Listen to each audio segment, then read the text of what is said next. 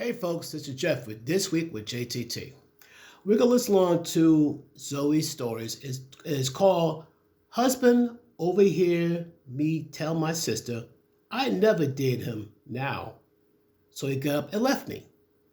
Translation, ladies, you be careful what you say, especially to your husband, because it may result in something you would not expect and may not recover from. So let's listen along. I'll probably give my, stop it and pause and give my thoughts on it as we go along. So let's check it out.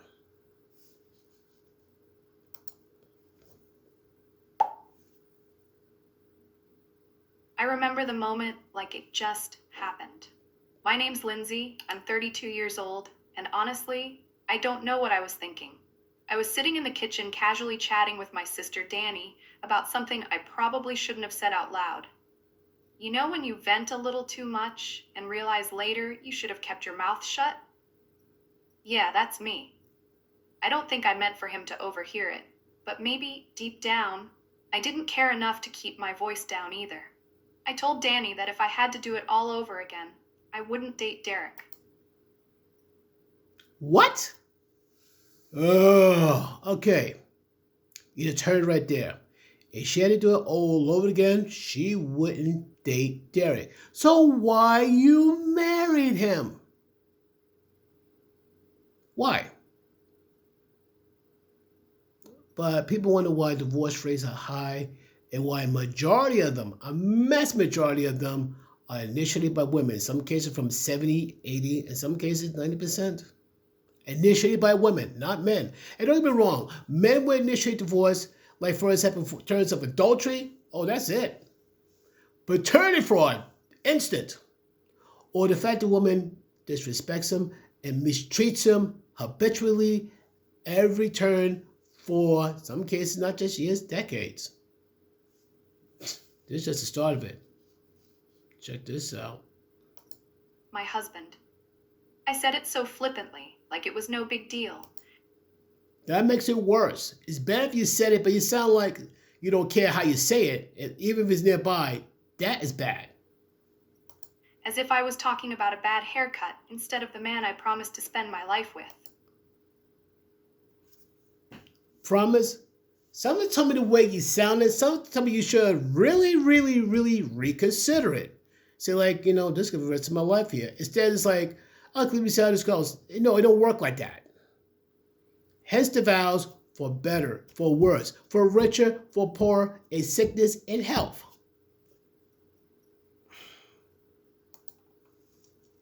I don't even know why I said it. I think deep down inside, I think I know why she said it. She just don't want to talk about it. Maybe I was feeling bored, or Bored? Really? Or maybe I just wanted her sympathy. At the expense of your husband. Derek wasn't even doing anything wrong at the moment. Which makes it, yet again, more painful. He was in the other room, probably scrolling through his phone like he always does when he's winding down after work. Which there's nothing wrong with that. I do that too. A lot of men do that. But I said it, and then the silence hit me. Exactly, because she expected her husband to say something, but the fact he didn't say anything, yeah, there's your clue. It wasn't Danny's silence. She's used to my dramatic outbursts. It was the kind of silence that feels heavy, like the air suddenly shifts. I turned my head just enough to see him standing in the doorway. He didn't say anything. He didn't yell, didn't ask me to explain, didn't even look angry. I want you to think about this. It hurts. But here's the thing. But you're going to find out it's not just that one thing she said. Hold on a sec. He just looked at me for a second, his face blank, and then walked out of the room. The sound of the front door closing behind him made me feel sick. As it should. That's a way, in a way, it kind of tells you you're done messed up. Bad. I wasn't expecting that. Honestly, I thought he'd argue, or at least get mad. Do you like your man angry? Do you like your man agitated? You're supposed to provide the man peace. Instead, you give him chaos, you give him drama. Men when we put up with drama and chaos for so long. You're not about bringing peace. You're not bringing about comfort and serenity, man. You're bringing this guy all sorts of problems. You bring him drama, you bring him chaos. Yeah, you gonna see how this is gonna turn out. But leaving? That wasn't his style. Derek's always been the calm one, the patient one, the one who balances out my, let's just call it, energy. Chaos. This call what it is. Chaos, hysterics, whatever. Oh, I'm sorry. Let me try to be more correct. Temper tantrums, meltdowns. I didn't think he'd actually leave, though. I mean, it wasn't like I said I hated him or that I was going to leave him. It was. But it's pretty much along that vein. You pretty much told him, like, you know what? I wish I didn't have you. You must have said that. It's just venting, right? Isn't that what people do with their sisters? You can vent, but for heaven's sakes, be in control of your words. It's like you got ninja stars. Like the words for your mouth is like ninja stars. You just throw them randomly. It takes one ninja star to strike the wrong person in the wrong spot, and it's gonna be bad. You say things you don't mean because they get it. Now you play that mind reader game. Okay, of course you're gonna play that mind reader game. They're supposed to. Danny didn't They're supposed to? Wow. even know what to say. She just looked at me with this wide-eyed expression like she couldn't believe I'd said it either. Uh-huh. Her best friend going like, what? Did she say that? And she saw her husband actually going like, uh-oh. But instead of admitting I messed up, I doubled down. Because, of course, they're going to double down. The idea of them taking accountability and responsibility and even remote thought of apology is not in their DNA. I laughed it off, said, "He'll be fine. He's just being dramatic." Nope. Sounds like he had enough. I don't know why I said that. Maybe because if I admitted I was wrong, I'd have to deal with the guilt, and I didn't feel like doing that in the moment. Basically, you too much of a coward to deal with the guilt. Wait a minute. Is it you too?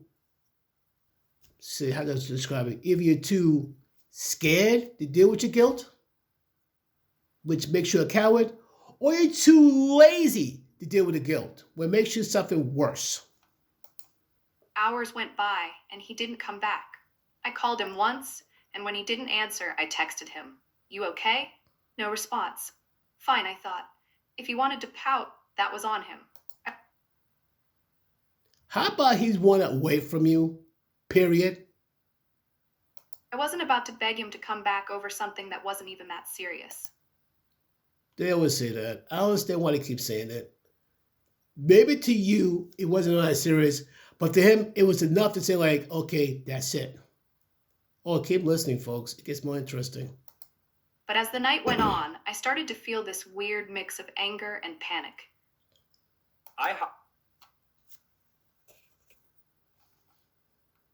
Like, how dare he leave me sitting there? But also, where the hell was he? Was he trying to teach me a lesson, or How about he's going to be away from you? what? I stayed up until midnight, scrolling through TikTok and pretending I wasn't waiting for him to walk back through the door. He didn't.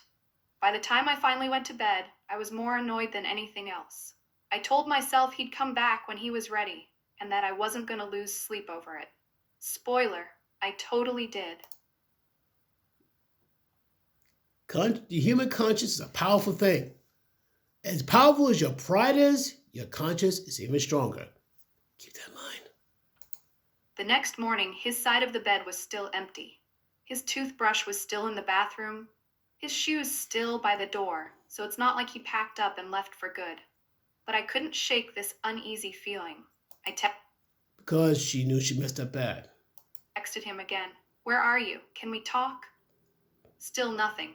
At this point, I started to worry, not because I felt bad, but because I didn't like being ignored.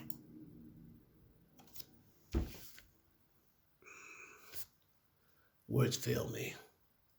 I'm not the kind of person who deals well with the silent treatment. But I bet you any amount of money will come to you dishing out the silent treatment, you dish it out all day and expect him or them to shut up and deal with it. If there's a problem, I need to talk about it, hash it out, and move on. But Derek, he's more of a let it simmer kind of guy, and it drives me crazy. I told Danny about it, and she said, maybe you should apologize. Apologize? And of course, you're going to oppose. Shocker. For what? For being For what? honest? For saying what I was feeling in the moment? I didn't see why I should have to grovel just because he happened to overhear a private conversation. He shouldn't have been eavesdropping, He wasn't. You was loud and obvious. I said, trying to justify it to myself more than to her. But even as the words came out, they felt hollow. By the end of the day, I was starting to get really irritated. Like, who does he think he is, making me stress out like this?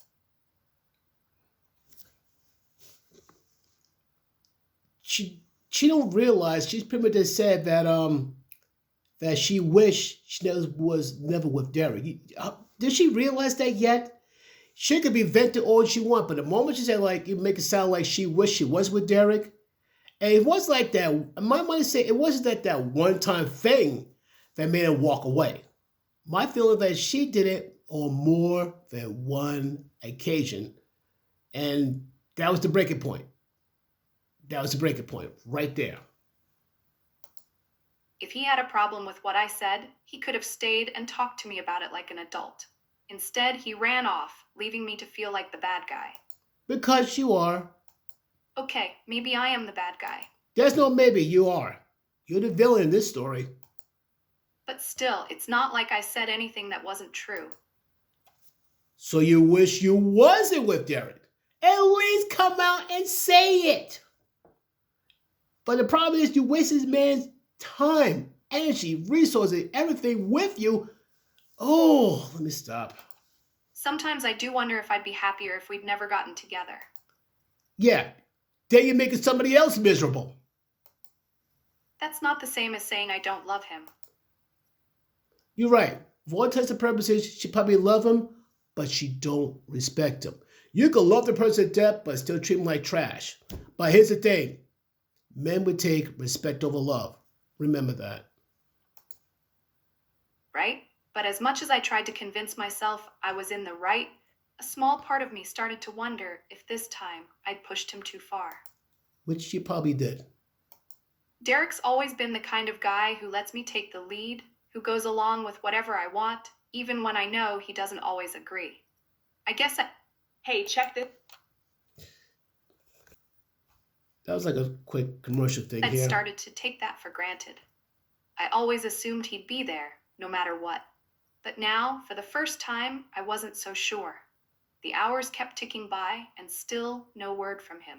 I tried calling his mom, but she hadn't heard from him either. That's when I started to feel really uneasy.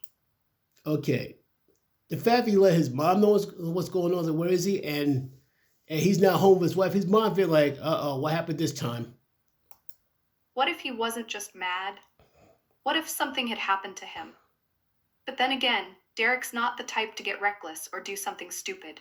If anything, he's the most predictable person I know. That's part of what makes him so frustrating sometimes. By the time it got dark, I was spiraling. I didn't know if I should be mad, worried, or just over it. I wanted to text him again, but I didn't want to seem desperate. So instead, Sounds like her pride once again is taking over. I sat there, staring at my phone, waiting for it to light up with a message that never came. The next day came and went, and Derek was still gone. I told myself to stay calm, but every time I heard a car outside, my heart jumped. I kept checking my phone, refreshing my texts like an idiot, as if I'd missed his reply somehow. Nothing, not a single word. At this point, my irritation was taking over. Who does that? Who just leaves and doesn't tell their wife where they're going? It was immature, plain and simple. No, quite simply, you pushed him too far. This is the first time you've been disrespectful to this man, and every human being got a breaking point, and you found his. Congratulations. The person you claim that you love, you pushed away. You got yourself to blame, not him. But then, as I sat there staring at my coffee, the thought hit me. What if he was really done this time? Like, what if I had finally pushed him past the point of no return? It wasn't a thought I liked entertaining, but the more I tried to brush it off, the more it stuck. Derek wasn't like this. He didn't do silent treatments or games. If he was gone, there was a reason, and maybe it was bigger than I wanted to admit. Around noon, Danny called to check on me. "Have you heard from him yet?" she asked, her voice softer than usual, like she was trying not to spook me. "No," I snapped, and honestly, it's ridiculous. He's the one making this a big deal, not me. Refusing to take accountability, refusing to take responsibility. Shocker. "Linz," she said carefully, "you kind of made it a big deal first." I wanted to hang up on her. "You're supposed to be on my side," Because of girl code. I said instead. But even as I said it, I felt a sting of guilt. She wasn't wrong, not entirely. How about period? Maybe I had made it a big deal, but it wasn't like I'd planned to hurt him. It was just, I didn't think he'd take it that hard. Ladies, us men are human beings. We got feelings, we got emotions. Difference is like if a woman says something out of pocket to another woman, her emotions will be shown immediately. With us, we just stuff it down. We could be raging. We could be deeply saddened, feeling despair, feel like pretty suicidal, but you would never see in our faces. You hear the universal words, "I'm okay." It's not like I told him I was leaving or that I didn't love him. But the fact you said that you wish you dated somebody else and all that stuff, you might as well say, "I don't want to be with you." Same thing. People vent all the time. He was just being too sensitive. But You can vent, but words can cut down a lot of people. Men too. Difference is like we're not gonna scream at you immediately. We just be quiet about it, by the time, and when the time comes, we make a quiet exit. Play it simple. by the time evening rolled around, I'd convinced myself I needed to stop waiting. If he wasn't going to come back on his own, I'd go find him. I called his mom again, but she still hadn't heard from him. I tried a couple of his friends, too, but either they were covering for him or they really didn't know. Covering. One of them, Mark, sounded genuinely surprised when I asked if Derek had been in touch. "Everything okay with you two?" he asked, and I had to bite back the urge to snap at him. "Yeah, fine," I said quickly. "Just checking." After that, I drove around for an hour, not really knowing where to go. Derek wasn't the type to hang out at bars or crash on a friend's couch with. So she really went out trying to find him. But not because she's generally concerned. She's worried about her own, I think, self-image. She don't want to look like the bad guy. She don't want to look like the villain. And women like that will fight tooth and nail not to wear that moniker of being the bad guy or villain. Without saying anything. He was steady, predictable. So where the hell was he? So much for steady and predictable. When I got home, there was still no sign of him. His toothbrush, his shoes, they were like ghosts, reminding me he should have been there. I stood in the kitchen for what felt like forever, staring at the front door and willing it to open. But it didn't. The house was too quiet, and I hated it. I started scrolling through our bank account, half out of curiosity and half out of desperation to feel like I was doing something.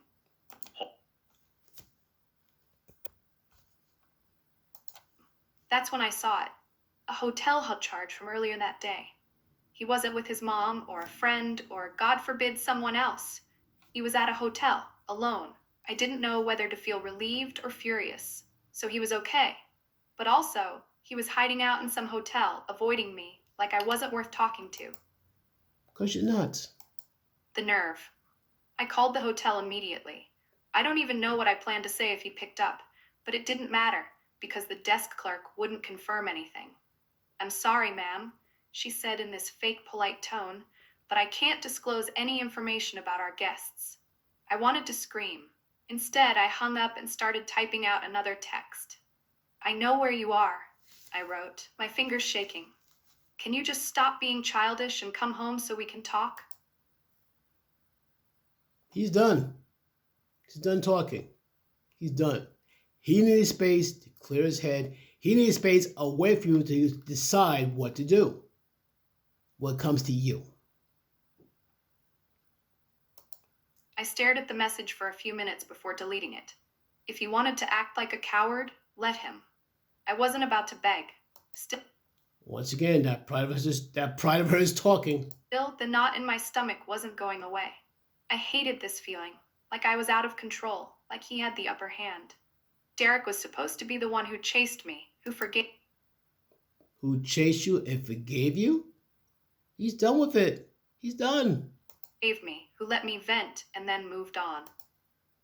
But he got tired of you venting, especially if you take it out on him. That's how it always worked.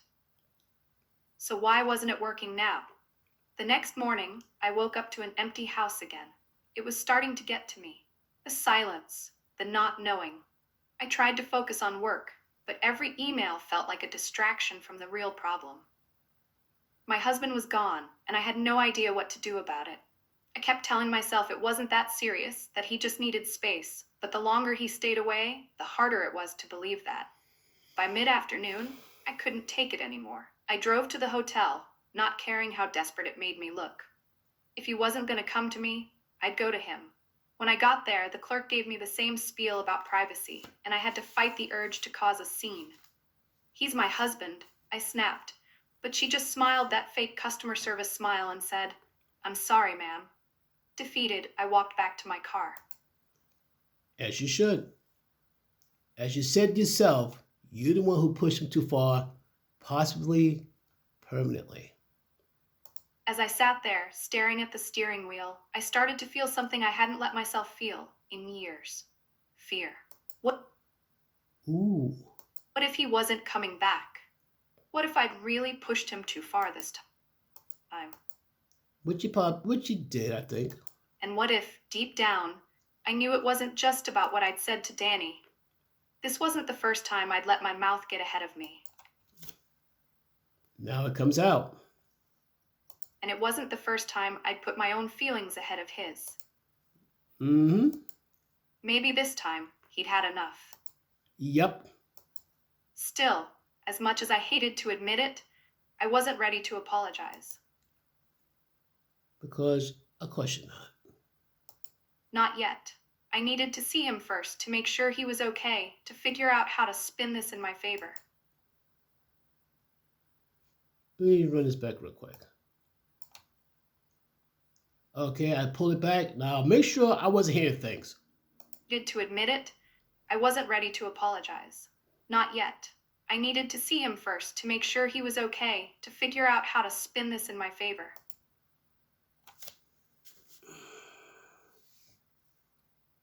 This is why men, and more men, are choosing to be single. This is why more and more men rather choose being lonely instead of being with somebody who makes you feel so low that you want to take your own life. Because if there's one thing I've always been good at, it's talking my way out of a mess. Of course. And this was just another mess, right? That's not a mess, that's a burning dumpster fire. I didn't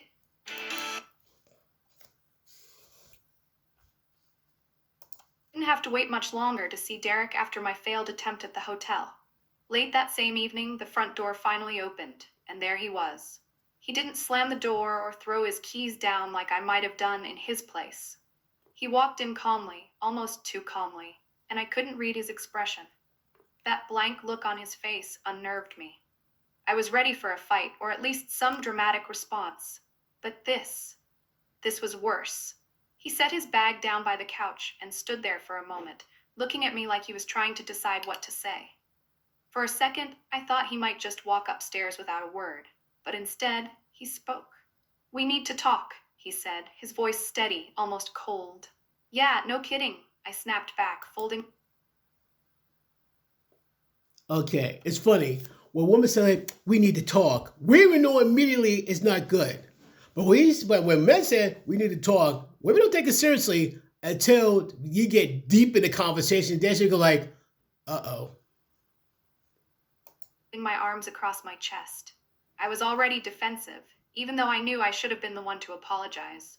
But I wasn't going to start there. I couldn't. It felt like admitting I was wrong would give him some kind of power over me. Because you were wrong? Wow. And I wasn't ready for that. He sat down on the couch, motioning for me to sit too.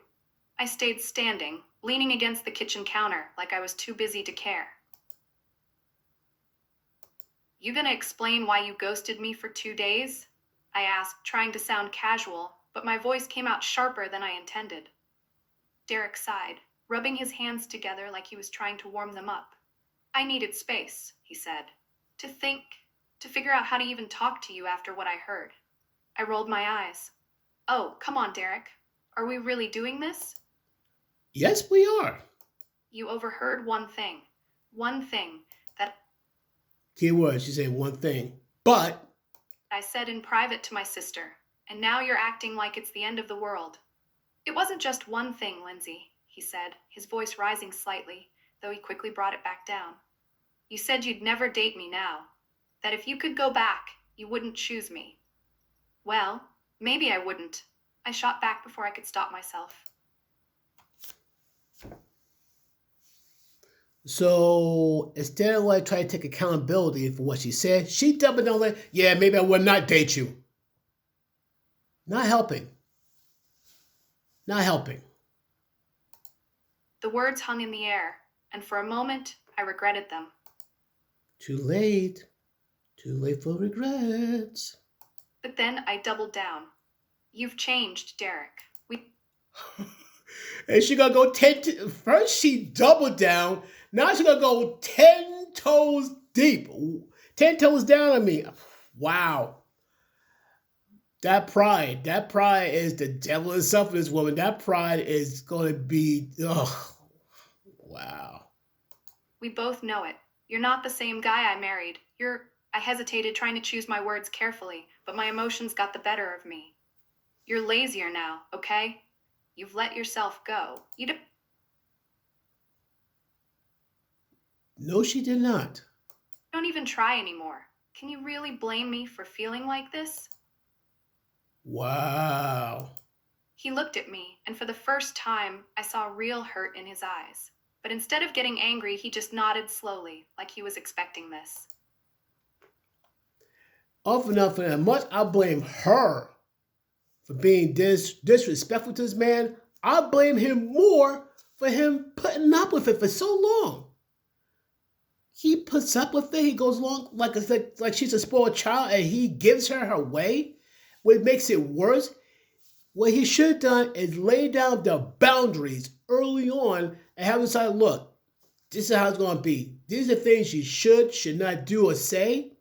It's either A, you're okay with it, or B, you're not. Keep on moving. But he didn't do that. And now he paid a very, very high price for it. "So that's it," he said quietly. "You think I'm fat and ugly, and that's why you'd rather not be with me." And the funny thing is, the way she just said it, yeah. Worst part, she doubled down and went 10 toes down, saying, yeah, maybe I should not. You heard what she said. And he just say, like, this is what it sounds like to me. Here we go. I rolled my eyes again, trying to brush off the weight of what I'd just said. "Don't twist my words." He didn't twist your words. He just pretty much reflected right back at you. "I didn't say I didn't want to be with you. I said if I could go back, I might have made a different choice." What? It's either you do or you do not want to be with him. It doesn't make sense.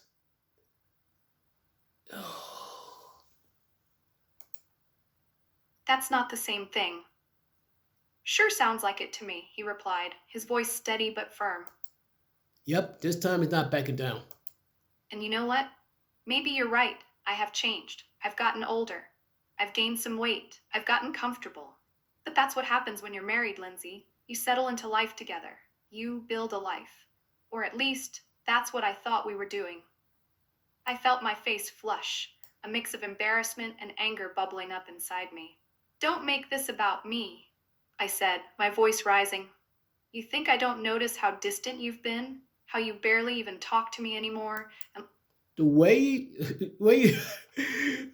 barely talk, I wonder why. The way she's talking right now to him, I'm not surprised he barely talked to her.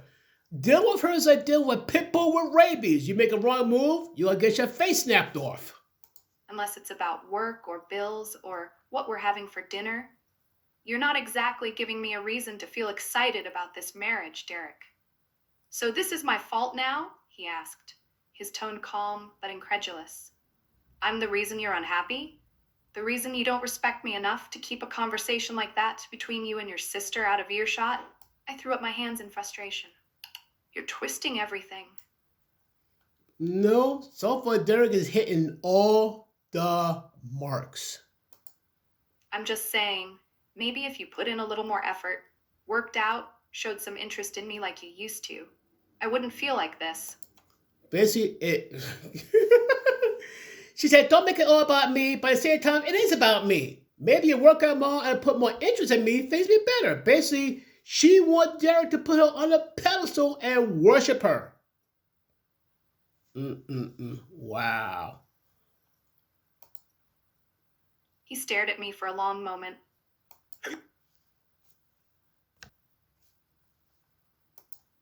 And then he did something I didn't expect. He stood up slowly and looked me straight in the eye. You know what, Lindsay? I think this says more about you than it does about me. What's that supposed to mean? I snapped, feeling a sudden surge of panic. He wasn't yelling. He wasn't fighting back the way I'd expected. He was calm, and somehow that made me feel even smaller. It means, he said, his voice steady, that you don't see what you have. You've got someone who's been here for you through all of your impulsive decisions, your spending habits, your ups and downs, someone who's never judged you for any of it. And instead of appreciating that, you look for reasons to tear me down. I opened my mouth to respond, but he wasn't done. I know I'm not perfect. I know I've changed, but so have you, Lindsay. And not in a way that makes this marriage easier. You've turned into someone who doesn't take accountability, who lashes out instead of having a real conversation, and who would rather blame me than look in the mirror. His words hit me like a slap, but instead of admitting he might be right, I lashed out again. Oh, so now you're perfect? The saint who's been holding this marriage together while I'm the problem. He shook his head, picking up his bag again. No, I'm not perfect, but at least I'm trying to be better, Lindsay. I'm done standing here and letting you make me feel like I'm not enough. If you can't see the value in me anymore, maybe we need to take a step back. I froze. What are you saying? I'm saying I need more than this, he said, gesturing between us. And if you're not willing to work on it, then maybe I shouldn't be here anymore. He didn't yell. He didn't slam the door on his way out. He just walked out, leaving me standing there, stunned and more confused than ever. Over the next... Woo! Plain and simple, folks. He just spilled the tea. Basically, this woman was, I would say a shrew, but that's too polite. She made this man feel like he's lower than whale crap. I mean, she instead to take accountability, she lashes out at him, she blames him, she tried to make him the villain while she tried to make herself look like the saint. Wow. But now all of a sudden, reality started to creep in. She tried to push away with her pride, but that pride is losing so badly. Next few weeks, reality hit me hard. Derek didn't come back, not even for his mail. Every time I walked into the house, the emptiness felt heavier. It wasn't just that he was gone physically. It was the silence, the absence of his presence that cut the deepest. I started reaching out to him more, trying to test the waters. The responses I got were polite but distant. Hope you're doing okay. I'll come by this weekend to grab my things. That was it. No warmth, no opening for conversation. He wasn't cruel, but it was clear that he was done being vulnerable with me. The weekend came and I dreaded seeing him. When he walked through the door, he looked different. His shoulders seemed broader, his posture straighter. He'd trimmed his beard, and it actually looked good, clean, purposeful. He even smelled different, like he'd started using cologne. I hated to admit it, but he looked better than I'd seen him in years. Because the weight, I'm not gonna say the weight of the world was on his shoulders. How the weight of all of her oppression on that man has been lifted off. If you step away from a person who oppress you and make you feel depressed, you will feel the difference and you will know the difference. Hey, I said awkwardly, standing by the kitchen counter as he came in. Hey, he replied, giving me a small nod, but nothing more. He didn't ask how I was doing, didn't try to make small talk. Instead, he went straight to the bedroom and started packing his things into boxes. I followed him, unsure of what to say, but desperate to break the silence. Derek, can we talk? I asked, my voice softer than usual. He didn't stop packing. About what? I hesitated. About us. He paused, looking at me with an expression. Do this? I couldn't quite read. What about us, Lindsay? You made it pretty clear how you feel. I didn't mean it like that, I said quickly, stepping closer. I was upset. I wasn't thinking. He shook his head and went back to packing. No, Lindsay, you were thinking. You just didn't think I'd hear it. The lump in my throat grew. I didn't mean to hurt you. But you did, he said firmly, finally looking at me. And it's not just about that one conversation. It's everything. The way you talk to me, the way you treat me, it's like I'm never good enough for you. I felt tears sting my eyes, but I forced myself to stay composed. I was wrong. I know I was, but we can fix this. We've been through worse, right? Oh, now she finally admits she was wrong. It took her how long? Too little too late. Ladies, if you're wrong, don't wait until your man's about to walk out the door. By the time you realize that how bad you messed up, by the time you realize you should apologize, he's probably out the door or about to get out the door because you refuse to take accountability and responsibility. Right? He let out a small, bitter laugh. Have we? Because I don't think we've ever been through this, Lindsay. I don't think I've ever felt this disrespected, this unwanted. And the worst part? I stayed. I kept trying, even when you made it clear you didn't appreciate me. That's on me. I let it get this far.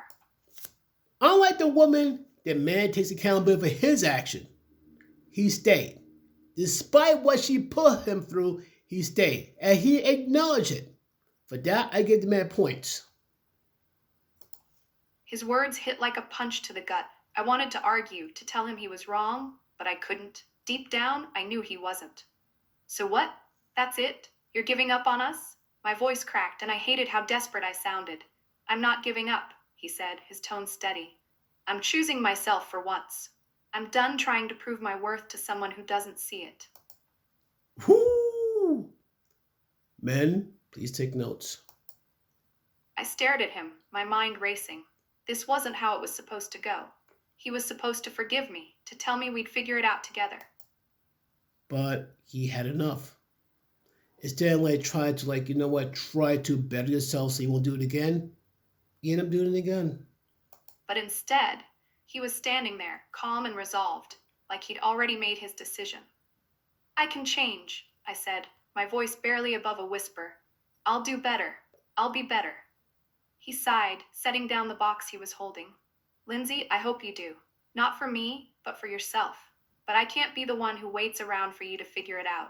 I've spent years trying to make you happy, and all I've gotten in return is criticism and resentment. I deserve better. His Facts. words stung more than I thought they would. I felt the tears spill over, and for once, I didn't try to hide them. I don't want to lose you, I said, my voice breaking. Please, Derek, we can fix this. He looked at me for a long moment, and for a brief second, I thought I saw something flicker in his eyes. Pity, maybe, or regret. But then he shook his head. I've already lost too much of myself trying to fix this, he said quietly. I can't do it anymore.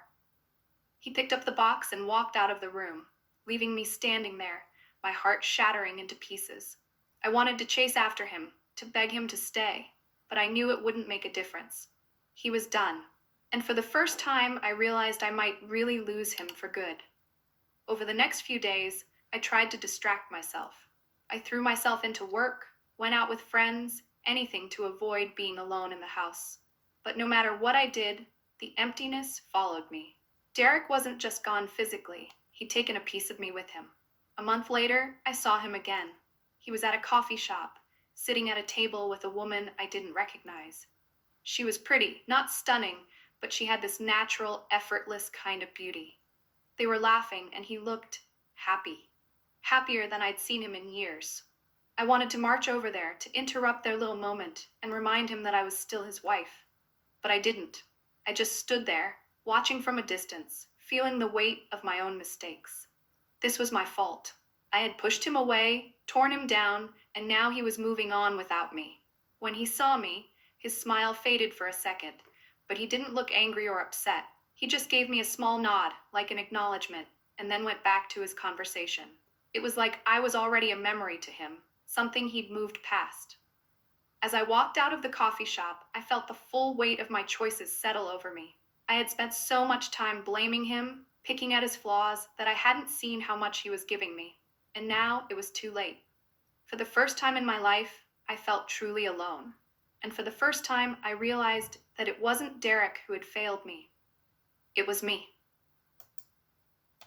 Facts.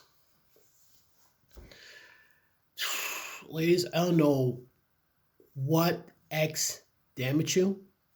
I don't know what your childhood was like, but if you feel like you got this need to criticize, be defensive, what have you not, if you suffer some type of trauma, God forbids, get help. Seriously, get help, please. It's kind of funny when it comes to men, you tell us to get help. You too. Just like men should get help and seek a therapist, if we suffer some type of trauma, you should too. This woman had a good man.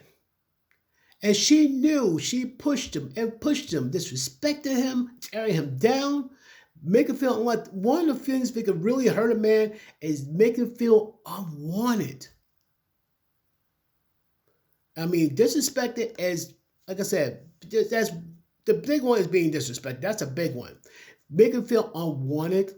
No. You can say I love you, man, love you to the man all you want, but you disrespect him, make him feel unwanted, he don't want to stay. Sooner or later he could say, I'm done with this, I'm out. But folks, when you think about the story that we heard together, it's called Husband Overheard Me Telling My Sister I'd never date him, so he got up and left me. What's your thoughts on that? Let me know in the comments down below. Peace.